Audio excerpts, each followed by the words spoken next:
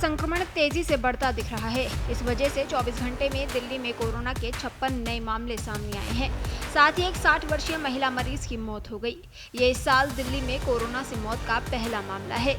केंद्रीय स्वास्थ्य मंत्रालय द्वारा जारी अपडेट के अनुसार उन्हें पहले से दूसरी बीमारी थी। उनकी आंत ब्लॉक होने के कारण सर्जरी हुई थी। इस क्रम में उन्हें कोरोना का संक्रमण हुआ और ऐसे में उनकी मौत हो गई। दिल्ली में अभी कोरोना के 294 सक्रिय मरीज है।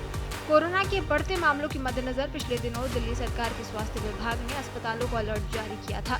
साथ ही अस्पतालों में सभी को मास्क पहनने का निर्देश दिया था। डॉक्टरों का कहना है कि लोगों को घबराने की जरूरत नहीं है, लेकिन सतर्क रहने की जरूरत है। बताया जा रहा है कि संक्रमण दर 11% है। डॉक्टर बताते हैं कि ओमिक्रॉन के JN.1 वेरिएंट के ही सब वेरिएंट का संक्रमण फैला है। थोड़े मामले बढ़ेंगे, लेकिन ज्यादातर लोगों को वायरल जैसी हल्की परेशानी हो रही है। जिन्हें पहले से डायबिटीज, हाइपरटेंशन, किडनी की बीमारी है और दूसरे रोग हैं, उन्हें अधिक सतर्क रहने की जरूरत है, क्योंकि उन्हें परेशानी हो सकती है।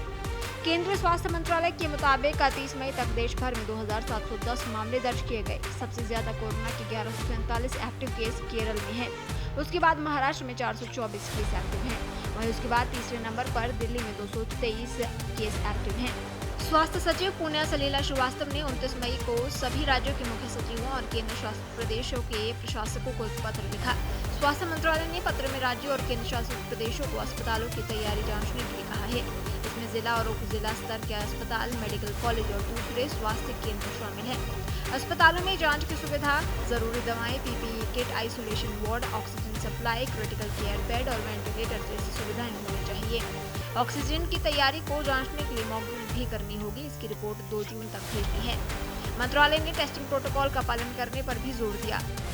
जिस तरह से देश भर में कोविड-19 के मामलों में एक बार फिर वृद्धि दर्ज की गई है, इसका प्रमुख कारण माना जा रहा है नए उभरते वेरिएंट्स हैं KP1 और KP2।